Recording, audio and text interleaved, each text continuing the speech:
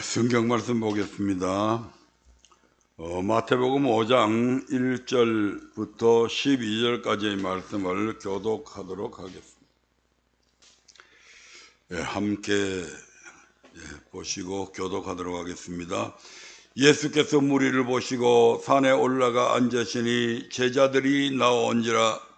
입을 열어 가르쳐 가라사대 심령이 가난한 자는 복이 있나니 천국이 저희 것이며 애통하는 자는 복이 있나니 저희가 위로를 받을 것이며 온유한 자는 복이 있나니 저희가 땅을 기업으로 받을 것이며 의에 들이고 목마른 자는 복이 있나니 저희가 배부를 것이며 긍휼히 여기는 자는 복이 있나니 저희가 긍휼히 여김을 받을 것이요 마음이 청결한 자는 복이 있나니 저희가 하나님을 볼 것이며 합행케 하는 자는 복이 있나니 저희가 하나님의 아들이라 일컬음을 받을 것이며 의를 위하여 핍박을 받은 자는 복이 있나니 천국이 저희 것이니라.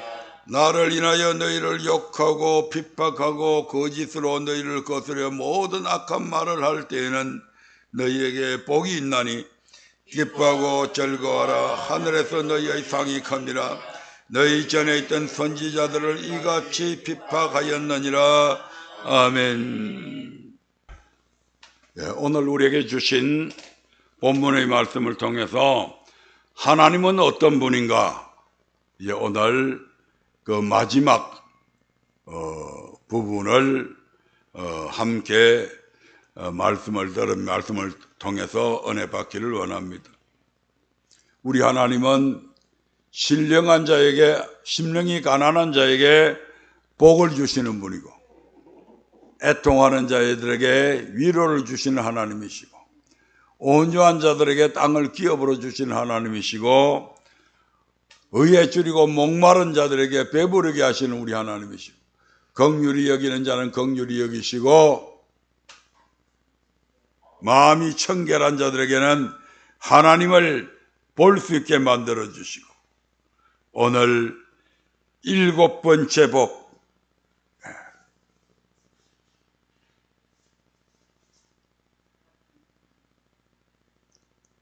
합행케 하는 자는 복이 있나니 저희가 하나님의 아들이라 일컬음을 받을 것이며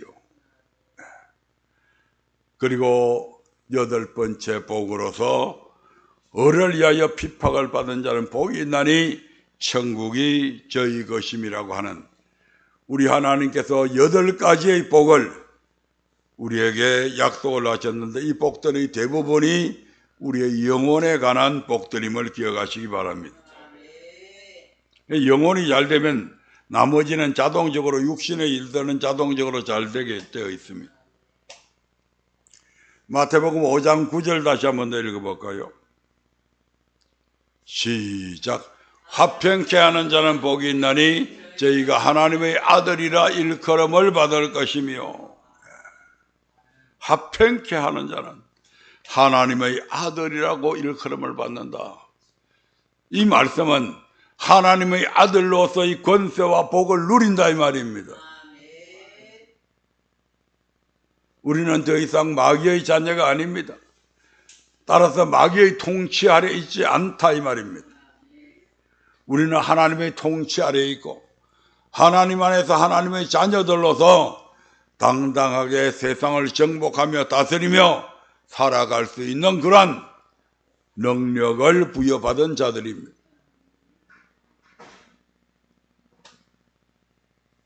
하나님의 아들답게 살아간다면 이 말입니다. 합행케 하는 자, 합행케 하는 자가 어떤 자인가? 고린도후서 5장 12절부터 15절부터 6장 10절에서는 이렇게 말씀합니다. 거기 여러분들에게 나눠준 유임을 보면 다 나옵니다. 같이 읽어보겠습니다. 시작. 저가 모든 사람을 대신하여 죽으심은 산자들로 하여금 다시는 저희 자신을 위하여 살지 않고 오직 저희를 대신하여 죽었다가 다시 사신 자를 위하여 살게 하려 함이니라. 제가 모든 사람을, 예수님께서 우리 모든 인류를 대신해서 죽으신 것은 그 예수님을 믿음으로 말미암아 산 자들로 하여금 다시는 저희 자신을 위하여 살지 않고, 이전에는 우리가 우리를 위해서 살았잖아요. 내 욕심을 위해서 살았잖아요. 내 행복을 위해서 살았잖아요. 하지만 예수님께서 우리를 대신하여 죽으신 목적은 예수 그리스도를 믿음으로 말미암아 산자된 우리들이 다시는 우리 자신을 위해서 살지 않고 오직 저희를 대신하여 죽었다가 다신 자 누구죠? 예수 그리스도를 위해서 살게 하려 함이라고 말씀하고 있습니다. 이것이 우리 믿는 자들의 삶의 목표입니다. 우리는 우리를 위해서 사는 자가 아닙니다. 우리의 영광을 위해서, 우리의 출세를 위해서 살아가는 자가 되어서는 안 된다 이 말입니다. 오직 우리의 주인 대신 우리를 살려주신 그분을 위해서 살아가는 것이 너무나 마땅한 일입니다. 그러므로 우리가 16절부터 시작. 그러므로 우리가 이제부터는 아무 사람도 육체대로 알지 아니하노라. 비록 우리가 그리스도로 육체대로 알았으나 이제부터는 이같이 알지 아니하노라. 그런즉 누구든지 그리스도 안에 있으면 새로운 피조물이라. 이전 것은 지나갔으니 보라 새 것이 되었도다. 예. 누구든지 그리스도 안에 있으면 새로운 피조물이다. 새로운 피조물은 어떤 존재인가? 18절 봅니다. 시작. 모든 것이 하나님께로 났나니 저가 그리스도로 말미암아 우리를 자기와 화목하게 하시고 또 우리에게 화목하게 하는 직책을 주셨으니. 새로운 피조물이 되기 이전에 우리는 어떤 피조물입니까? 하나님과 원수된 저와 여러분들이었잖아요. 우리는 하나님께 더 이상 가까이 다가갈 수가 없었잖아요. 왜냐하면 우리의 죄가 하나님과 우리 사이를 갈라놓았잖아요. 그래서 하나님은 우리를 돌아보지 않았고 우리는 하나님께로 전혀 가까이 다가가지 못했습니다. 그런데 예수 그리스도로 말미암아서 이제 우리의 이러한 신분은 바뀌어집니다. 원수된 우리가 하나님과 이제는 화목된 관계가 되어졌다 이 말입니다. 이게 새로운 피조물이라는 겁니다. 이전에는 원수된 피조물이었지만 이제는 하나님과 화목된 피조물이다. 여러분 주변의 사람들에게 어떤 도움을 줄 때에 누구에게 먼저 도움을 줍니까? 원수에게 도움 주려고 합니까? 화목된 내하고 친한 사람에게 도움 줍니까? 당연하지요. 하나님이 우리와 화목되어졌다고 하는 것은 하나님께서는 모든 세상 만물들 중에서 가장 먼저 우리와 친해지고 우리를 돕기를 원하시고 우리를 통해서 당신의 거룩하신 뜻을 이루시기 원한다 이 말입니다. 자기와 화목하게 하시고 뿐만 아니라 하나님은 우리하고만 화목되는 것이 아니라 모든 사람들과 화목하게 하기 위해서 우리에게 화목하는 직책을 주셨다고 말씀합니다. 저와 여러분들은 우리 주변에 있는 사람들을 하나님과 화목한 관계로 만들어가야 된다 이 말입니다. 내 아내가 아직까지도 하나님과 원수된 관계로 지나고 있다고 한다면 내 아내를 하나님과 화목한 관계로 갈 수 있도록 만들어줘야 됩니다. 내 남편이 하나님과 원수된 관계에 있다면 그 남편을 하나님과 화목된 관계로 만들어 주셔야 된다 이 말입니다.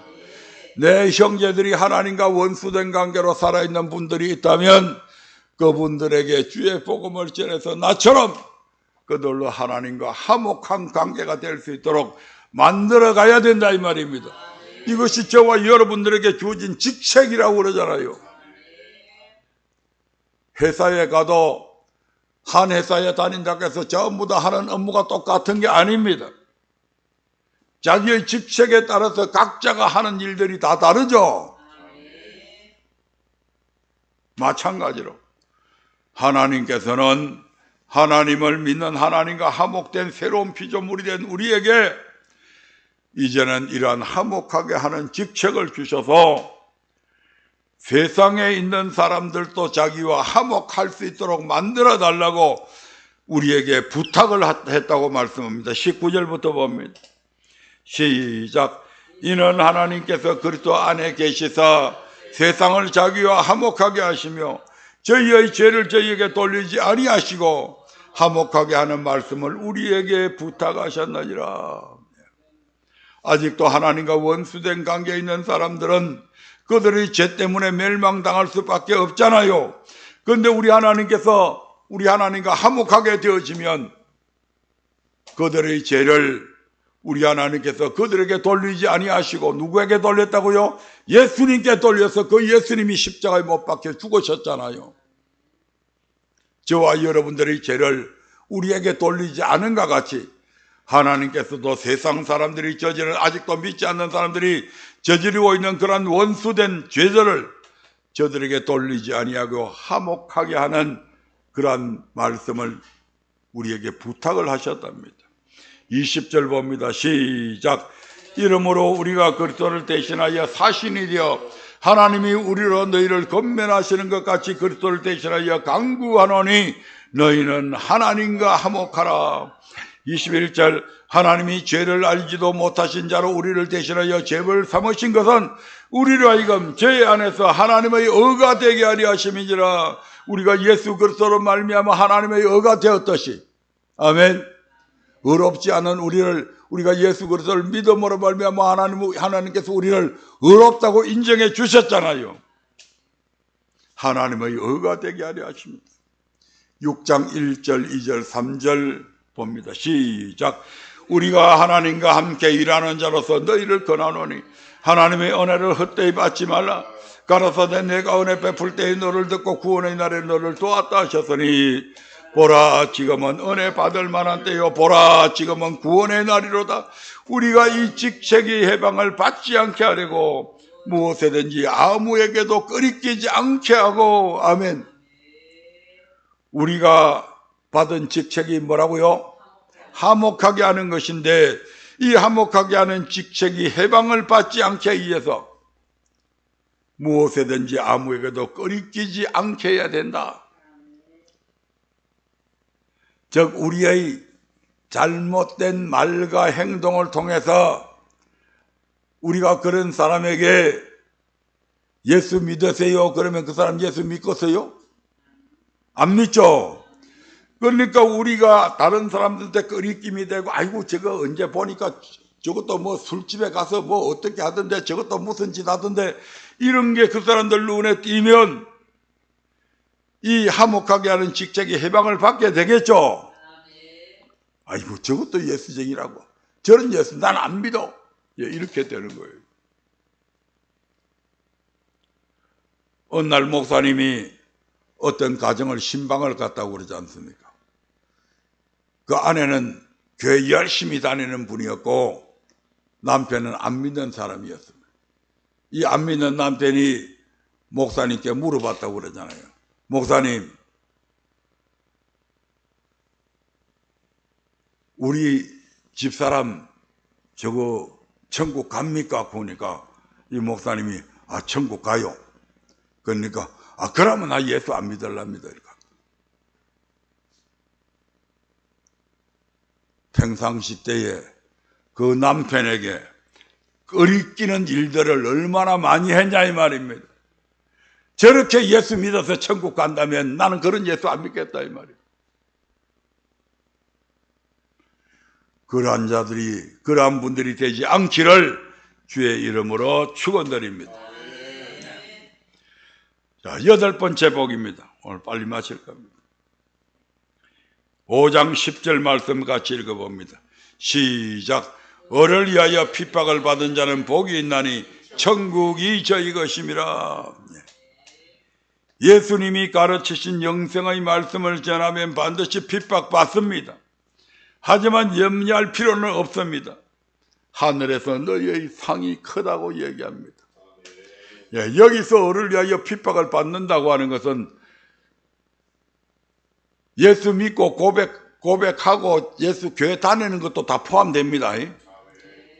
지금은 뭐 별로 그런 게 좀 적지만 저희들이 어릴 때에 교회 다니면 부모들이 교회 다니는 그 자체만으로도 엄청 핍박했습니다.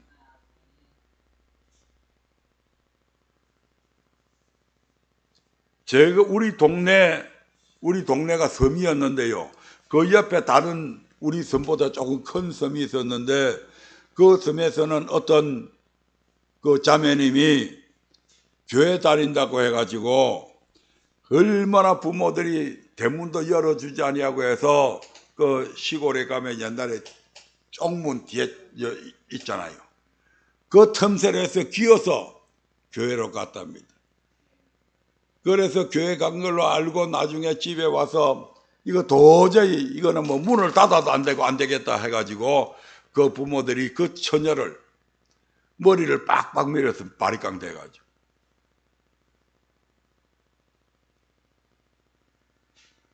제가 진주 초대교회 있을 때 어떤 그 집사님은 교회 다닌다고 해가지고 남편이 칼을 옆에 갖다 놔놓고 너 교회 다닐래 안 다닐래 이런 위협을 당하는 경우도 있고요. 어떤 분들은 아예 기름통 갖다 놔놓고 너 교회 다닐래 안 다닐래 다닌다면 내 오늘 집에 불 싸질러 버리고 나 한다고 그렇게 위협을 당한 분들도 있습니다.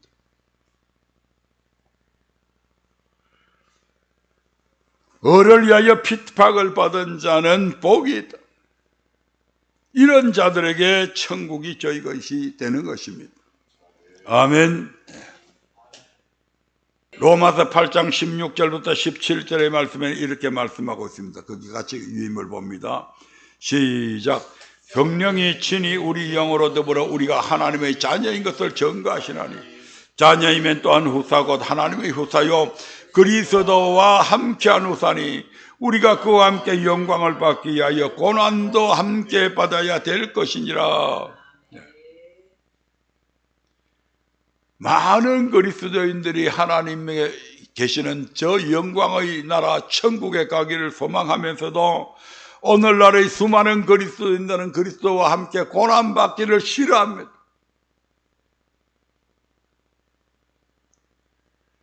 예수 믿는 것 때문에 교회에 나가서 고난 받는다고 그러면 고난 안 받는 다른 교회로 슬그머니 가버립니다.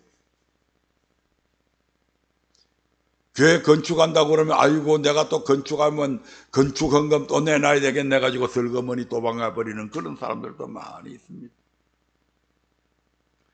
신앙이 생활한 지 얼마 안 되는 사람이 그러면 다행입니다만은 신앙생활 오래 한 장로라고 하는 사람들도 그런 사람들이 너무 많습니다. 도대체 고난을 받으려고 생각을 안 합니다. 편안히 예수 믿다가 편안하게 하나님께로 천국에 갈 것으로 착각하는 사람들이 너무나 많다 이 말입니다. 우리가 그와 함께 영광을 받기 위해 고난도 함께 받아야 될 것이니라 무임성취하려고 하는 사람들.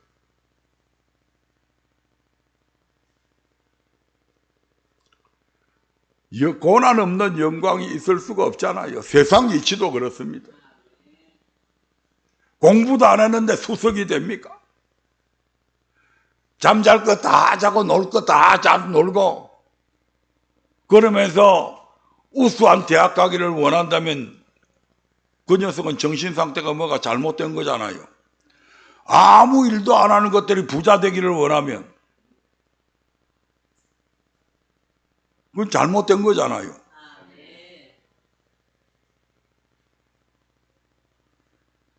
그래서 나는 가난한 사람들이 부자를 적대시하는 거 그거 별로 좋아 안 합니다.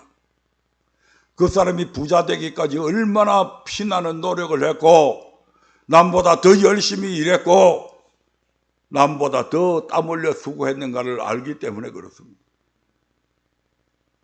물론 열심히 잘 했는데도 불구하고 하도 세상에는 이상한 사람들이 많아서 사기당할 수도 있고 그렇게 해서 가난하게 되기도 합니다만은 일반적으로 생각할 때 그렇다 이 말입니다.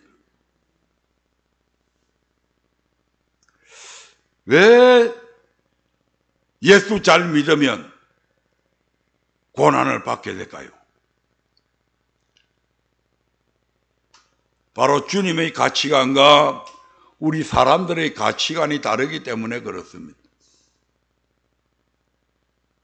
주님의 가치관은 뭡니까? 주님은 어디에 가치를 두고 있습니까? 영혼의 가치를 두고, 육이 아닌 영혼입니다. 주님은 썩어질 육신이 아닌 썩지 아니할 것에 관심을 갖고 있습니다. 주님은 보이지 않는 세계를 더 크게 봅니다. 그러나 우리는 보이는 세계를 더 귀하게 여기잖아요. 이 땅의 삶이 전부입니다. 대부분의 사람들이 다 그렇잖아요. 이 땅에 사는 삶이 이 보잘것없는 지구, 전 우주에서 수많은 별들 중에서도 그렇게 크지도 않은 이 지구별에서 사는 이 인생이 최고의 가치인 줄로 착각을 하고 앉았어요.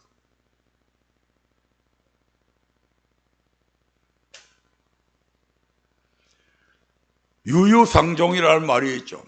끼리끼리 논다 이 말입니다. 악한 것들은 악한 것끼리, 선한 사람들은 선한 사람들끼리 모여야 됩니다. 모입니다. 그래서 하나님의 말씀을 우리 믿는 사람들은 악한 사람들하고 가까이 하면 안 돼요. 그 시편 1편에 보면 복 있는 사람은 악인의 꾀를 쫓지 아니하며 죄인의 길에 서지 아니하며 오만한 자의 자리에 앉지 아니하고 오직 여호와 율법을 즐거워하여 그 율법을 주야로 묵상하는 자라고 가르치잖아요.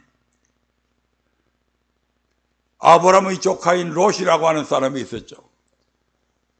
그가 소돔과 고모라 성에 갔더니 그 소돔과 고모라 성이 얼마나 음란한 도시고 얼마나 사치스럽고 타락된 도시였냐면 이 롯이 거기에가 이거 완전히 별천지요. 그 타락된 그들의 모습들을 날마다 보고 듣다가 보니까 자기의 의로운 심령이 상했다고 그러잖아요. 의로운 심령이 뭡니까? 하나님의 말씀에 순종하고자 하는 심령. 그런데 점차 그 악한 그러한 모습들을 보다 보니까 내가 의롭게 살아야 되겠다 이런 마음들이 사라져버렸다 이 말이죠. 우리는 주님을 믿는 사람들입니다. 그렇다고 한다면 우리의 가치관 또한 주님과 같은 가치관을 공유해야 된다 이 말입니다. 어떻게 예수를 믿는다고 하면서 예수님은 이것을 귀하게 여기는데 나는 엉뚱하게 반대편의 것을 귀하게 여기면 그 예수 믿는 사람 맞습니까? 아니잖아요. 같은 가치관을 가져야 되는 거예요. 같은 목표를 두고 살아가야 되는 거예요. 그래서 빌립보서 2장 5절부터 8절에 너희 안에 이 마음을 품으라. 그 그리스도 예수의 마음이니 그 예수의 마음은 겸손과 오리였고 하나님의 말씀에 복종하다 십자가에 죽으시기까지 복종하셨다고 말씀하고 있잖아요.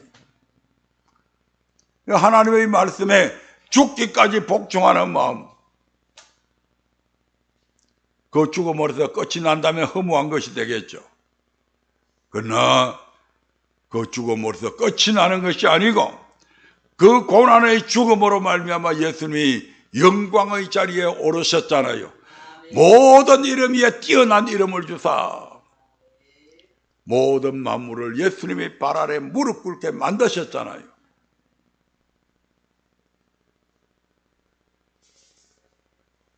빌립보서 1장 29절 봅니다. 빌립보서 1장 29절 시작. 그리스도를 위하여 너희에게 은혜를 주신 것은 다만 그를 믿을 뿐 아니라 또한 그를 위하여 고난도 받게 하심이라. 아멘. 그리스도를 위하여 너희에게 은혜를 주셨는데 그 은혜가 뭐라고요? 고난받는 게 은혜랍니다. 그리스도를 위해서 고난받는 것이 하나님께서 우리에게 주신 은혜라고 얘기하잖아요.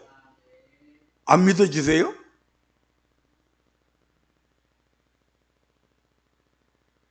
그리스도를 위해서 고난받는 것이 왜 은혜입니까? 앞에 얘기했잖아요. 고난이 없으면 영광이 없다고. 고난이 없으면 천국 못 간다고. 그러니까 그 고난이 하나님께서 내게 주신 은혜다 이 말입니다.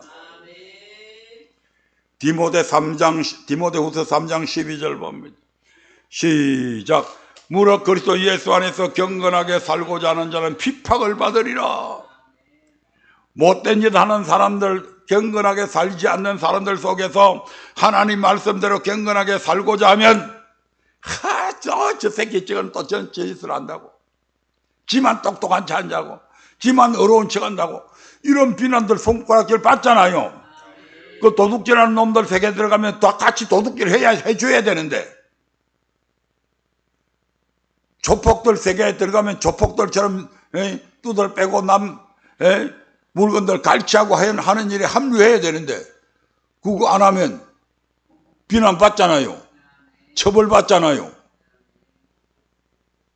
반대로 경건하게 살지 않는 사람들 속에서 내가 경건하게 살고자 한다면 또한 핍박받는다 이 말입니다. 그 핍박한다고 해서 내가 같이 경건하게 안 살면 안 되죠. 왜? 내 영혼과 직결되어 있기 때문에 그렇습니다. 아멘. 사도행전 14장 22절에 보면 사도 바울이 이제 로마에 압송되기 위해서 저 예루살렘에 올라가는데 많은 사람들이 말립니다. 사도님, 이번에는 로마에 예루살렘에 올라가지 마십시오. 예루살렘에 올라가면 포성줄이 기다리고 있습니다. 성령님께서 이것을 내게 보여주셨습니다. 예언자들을 통해서. 그때 사도 바울이 뭐라고 이야기합니까? 제자들의 마음을 굳게 하면서 이 믿음에 거하라 건하고, 또 우리가 하나님 나라에 들어가려면 많은 환난을 겪어야 할 것이다. 그래서 그는 자기에게 포성줄이 있을 그 예루살렘을 향해서 당당하게 걸어가잖아요. 주님께서 예루살렘에 입성해서 세 번째 입성할 때에 입성하게 되면 당신이 죽는다는 걸 알았어요, 몰랐어요?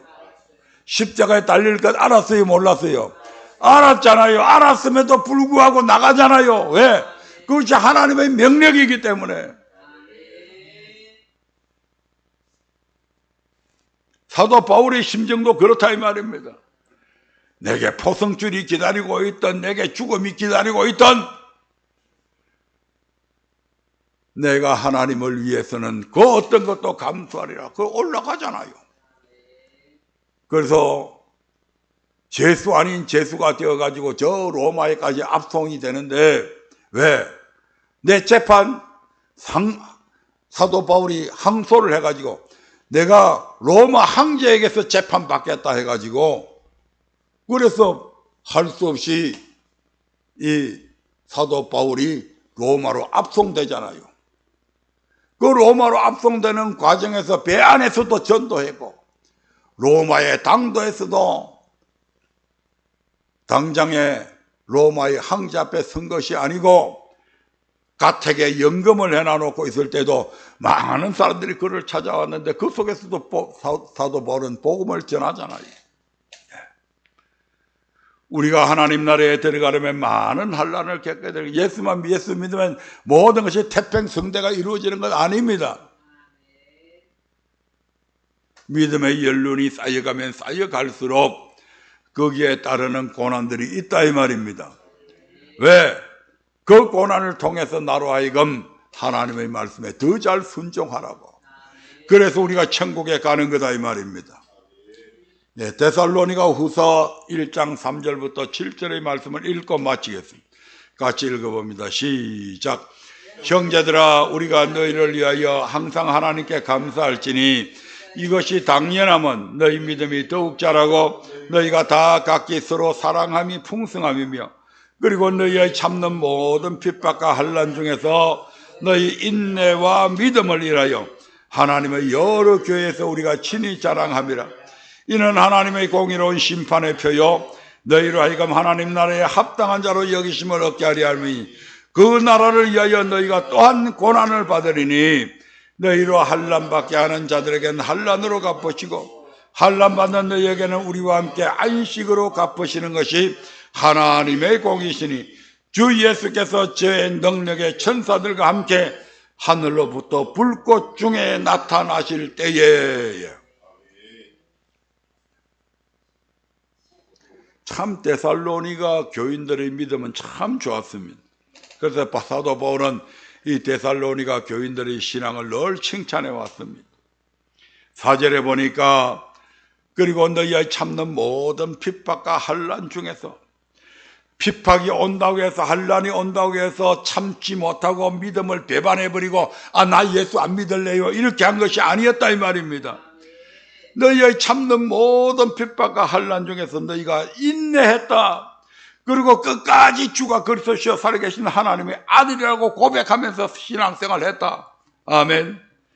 그 환난 중에서 너희 인내와 믿음을 이라여 하나님의 여력에서 우리가 친히, 그래서 사도 바울은 이러한 데살로니가 교인들의 믿음을, 그 인내를 자랑했다 이 말이죠. 그 자랑한 이유가 거기 밑에 두 가지로 나와 있습니다. 왜 자랑했냐? 이는 자랑한 이유는, 그들의 인내와 믿음을 자랑한 이유는 하나님의 공의로의 심판의 표가 된다. 또 하나님 나라에 합당한 자로 여기심을 얻게 된다. 자, 이리 보세요. 마지막 시대가 되면 노아의 시대에 하나님께서 홍수로 세상을 심판하셨죠. 예. 앞으로 주님께서는 재림하실 때에 불로 심판하겠다고 말씀하셨죠. 하나님 예수님께서 재림하실 때 불로 심판하시게 되는데, 그때가 되면 그 여러 가지 환난들이 쭉 나팔 불 때마다 환난들이 전개가 되는데, 맨 마지막 나팔이 되면 공중에 있던 마귀 새끼들이 공중에서 천사들과 전쟁을 벌여서 거기서 패하게 되니까 전부 다 어디로 내려온다? 지상으로 내려와요. 그럼 이 땅은 억수로 악해지게 되는 거예요.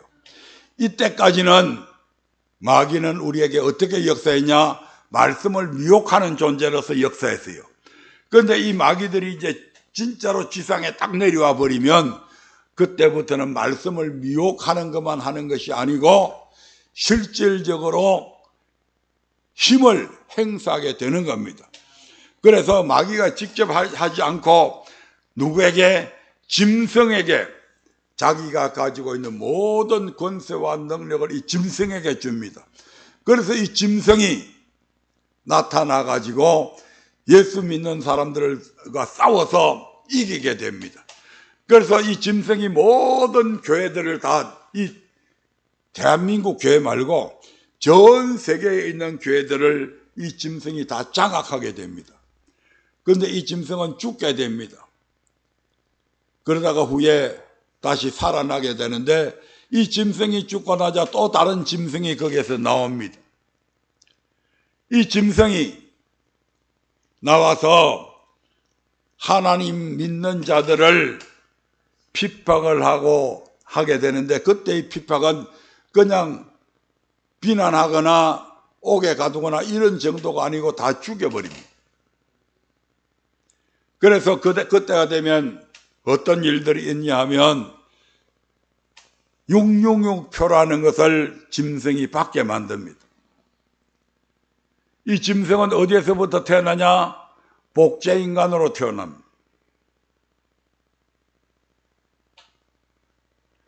사람의 모습인데 어디에서 태어난다고요? 짐승에게서 태어납니다.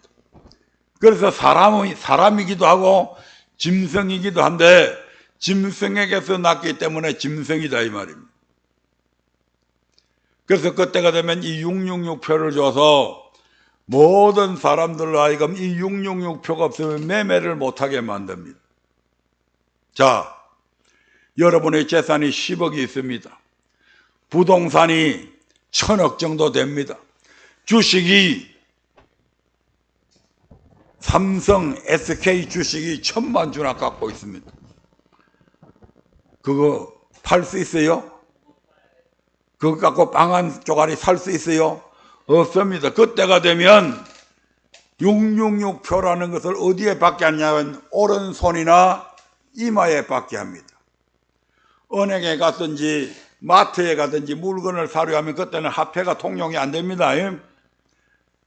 내 통장에 잔고가 있으면 이 말을 딱 갖다 대면 거기에 내 통장에 재산 10억, 부동산 이 사람은 얼마, 다 여기 다 나옵니다. 아멘. 그걸 보고 이제 물건을 주기도 하고 하는데, 예수 믿는 사람들은 이 666 표 받으면 안 됩니다. 그 666 표를 받는 순간 그때부터 이 짐승의 지배를 받게 된다 이 말입니다.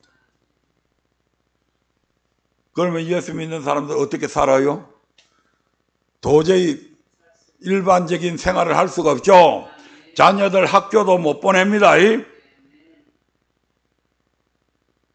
그런데 그런 고난이 몇 년 동안? 3년 반만 있습니다. 영원히 있다고 하면 진짜 골치 아프죠. 그러니까 3년 반 먼저 고난 받고 먼저 죽고 3년 반 동안 더 오래 산다고 해서 그게 뭐 큰 3년 반 동안에 여러분 살아왔지만 무슨 큰 변동이 있던가요? 인생살이에? 그러니까 그 3년 반 잘 살아복기라고 3년 반 내 재산 지키겠다고 어리석은 짓 하지 말라 이 말입니다. 그런데 그러한 환난에 저와 여러분들은 아마 들어가기 힘들 겁니다. 왜냐하면 아직 예수님께서 재림하시지 않기 때문이고 여러 가지 정황들로 봐서 예수님이 저와 여러분들이 죽을 때까지는 아직 재림 안 할 것 같은 날짜가 아닙니다. 그런 징조를 보면 그렇다 이 말입니다. 그런데 여기 지금 데살로니가 후서 1장 5절에는 뭐라고 이야기합니까? 너희가 당하는 그 핍박과 환난 중에서 너희가 인내와 믿음을 가지고 있으면 이것은 어떤 것이다? 하나님의 공의로운 심판의 표가 된다. 아니 그러면 마지막 때에 재림 때 살아가는 사람은 억울하잖아요. 우리 아버지 어머니는 저런 고통 안 당하고도 천국 갔는데 이렇게 되면 안 되잖아요. 그래서 지금 저와 여러분들이 이러한 핍박과 환난 속에서 참고 믿음을 지켜나가는 이것은 재림 때에 그들이 당하는 환난과 고통과 똑같은 레벨로 쳐준다 이 말입니다. 그래서 하나님의 공의로운 심판의 표가 된다 이 말입니다. 그 마지막 시대 때 666표를 받지 않음으로 그들에게 다가오는 그 불리니까 같은 표로 거기서 견딘 것과 같은 수준으로 인정을 해주신다 이 말입니다. 뿐만 아니라 666표를 받지 않으면 하나님 나라에 합당한 자로 여기심 받죠. 우리는 666표와 상관없이 우리가 지금 참고 인내하고 믿음을 지켜나가는 이것이 하나님 나라에 합당한 자로 여기심을 받게 된다 이 말입니다. 6절에 보니까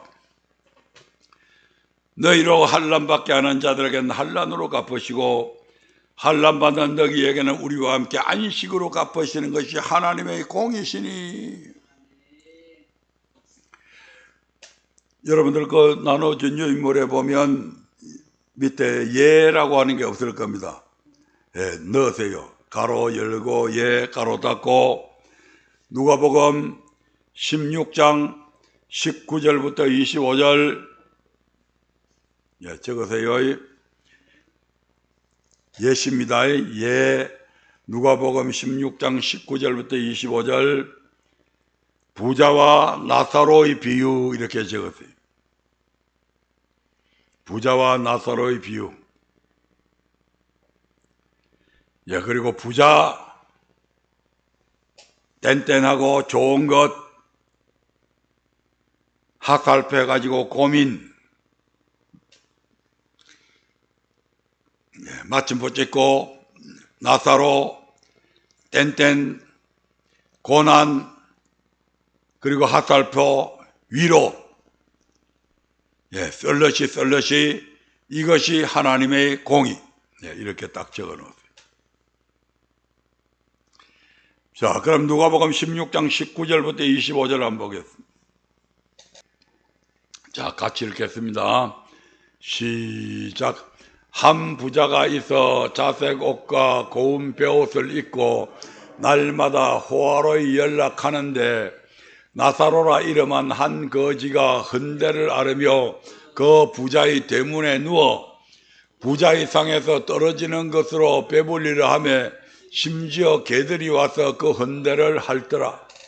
이에 그 거지가 죽어 천사들에게 받들려 아브라함의 품에 들어가고 부자도 죽어 장사되매 제가 음부에서 고통 중에 눈을 들어 멀리 아브라함과 그의 품에 있는 나사로를 보고 불러 가로되 아버지 아브라함이여 나를 긍휼히 여기사 나사로를 보내어 그 손가락 끝에 물을 찍어 내 혀를 서늘하게 하소서.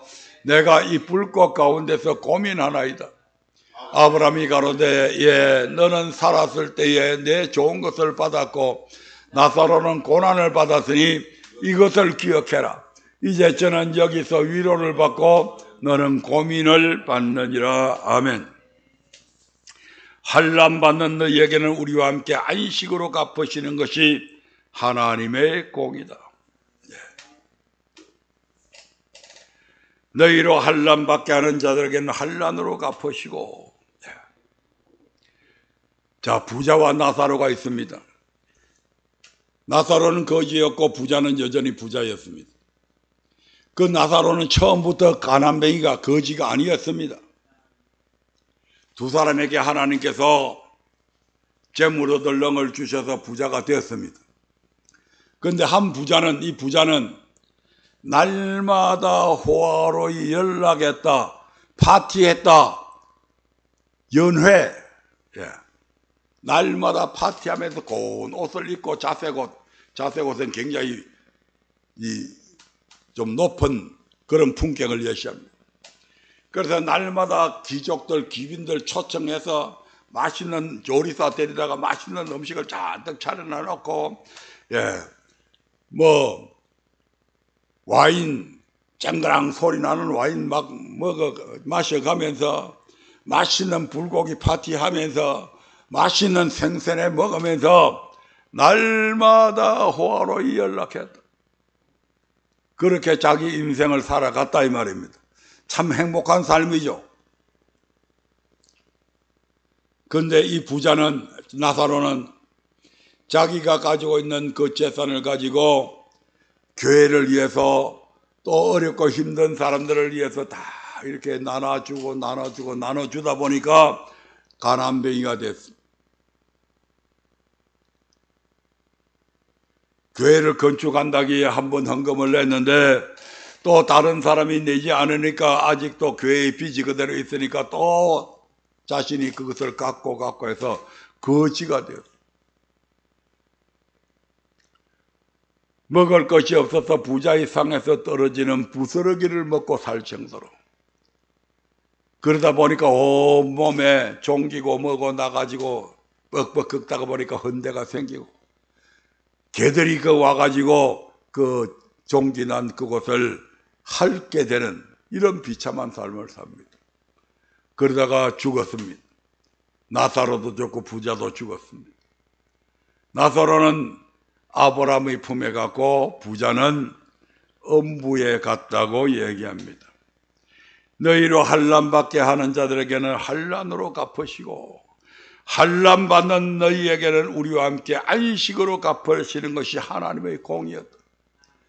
주를 위해서, 교회를 위해서 그렇게 헌신하며 환난 받았던 이 나사로는 이제 아브라함의 품에서 위로를 받고 있고, 날마다 호화로이 연락했던 이 부자는 저 음부에 들어가서 그 불 붙는 그곳에서 얼마나 목이 말랐으면 아버지 아브라함이요, 그 나사로의 손가락 끝에 물 좀, 손바닥도 아니고 컵도 아니고 손가락 끝에 물 좀 찍어 와서 내 혀를 서늘하게 해 주십시오. 얼마나 그 고통이 심했으면, 그 목마름이 심했으면 이런 요청을 한다 이 말입니다. 그때 아브라함이 뭐라고 이야기합니까? 예, 너는 세상에 있을 때에 좋은 것을 받았지 않냐? 날마다 호화로이 연락했지 않냐? 그래서 너는 여기 와서 이제 고민을 받고, 나사로는 자기에게 주신 그 모든 것을 하나님의 영광을 위해서, 교회의 어려움을 위해서 드림으로 고난을 받았고, 그래서 나사로는 여기 와서 이제 위로를 받고 있다. 이렇게 이것이 바로 하나님의 공이다 이 말입니다. 오늘 데살로니가 후서 6장 1장 6절 7절에서도 똑같이 말씀하고 있잖아요. 너희로 환난받게 하는 자들에게는 환난으로 갚으시고 환난받는 너희에게는 우리와 함께 안식으로 갚으시는 것이 하나님의 공이시니, 주 예수께서 저의 능력의 천사들과 함께 하늘로부터 불꽃 중에 나타나실 때에 하나님을 모르는 자들과 하나님의 말씀에 복종치 않는 자들은 영원한 멸망의 형벌을 받으리라고 말씀하고 있잖아요. 아멘. 말씀을 맺겠습니다. 오늘 하나님은 어떤 분이신가?